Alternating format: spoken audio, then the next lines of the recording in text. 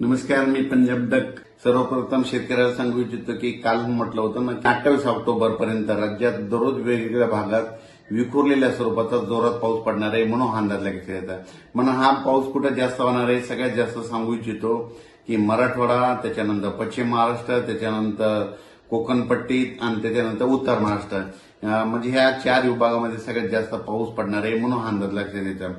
पूर्व आणि पश्चिमी विदर्भात देखील पाऊस असणार आहे, पण देखील भाग बदलत पडणार आहे, विखुरलेल्या स्वरूपाचा पडणार आहे, जास्त तिकडे प्रमाण नसणार आहे म्हणून हा अंदाज लक्षात येतात. पण राज्यात मात्र मराठवाडा, पश्चिम महाराष्ट्र, उत्तर महाराष्ट्र, कोकणपट्टी या भागात मात्र जोराचा पाऊस पडणार आहे म्हणून हा अंदाज लक्षात यायचा.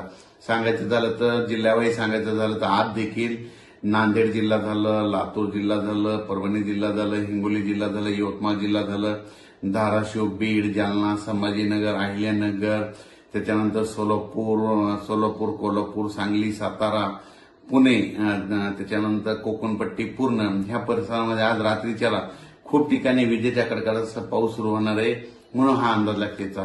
हा पाऊस सर्वदूर नाही, पण राज्यात मात्र रात्रीपासूनच चांगला पावसाला सुरुवात होणार आहे म्हणून हा अंदाज लक्षात द्यायचा.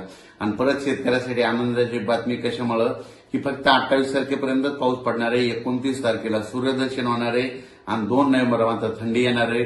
म्हणून ज्यांचं कांद्याचं जे कांदा शेतकरी आहेत तर तुम्ही काय करू शकता का की कांद्याचं रोप टाकू शकता.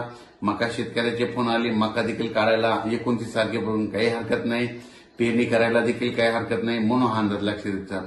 पण राज्यात मात्र सध्या आणखी 4 दिवस हा शेवटचा पाऊस पडणार आहे. शेवटचा पाऊस असल्यामुळं सगळीकडे सर्वदूर पडत नाही, फक्त भाग बदलत पडतो म्हणून हे अंदाज लक्षात यायचा. म्हणजे हा शेवटचा राज्यातला शेवटचा पावसाळ्यातला शेवटचा पाऊस असेल. म्हणजे 28 तारखेपर्यंत असं 29 तारखेला सूर्यदर्शन होणार आहे, 2 नोव्हेंबरला थंडी येणार आहे म्हणून हा अंदाज लक्षात यायचा. त्याच्यानंतर 29, 30, 1 तारखेपर्यंत राज्यात धुके धुराळे देखील येणार आहे म्हणून हे देखील लक्षात यायचं.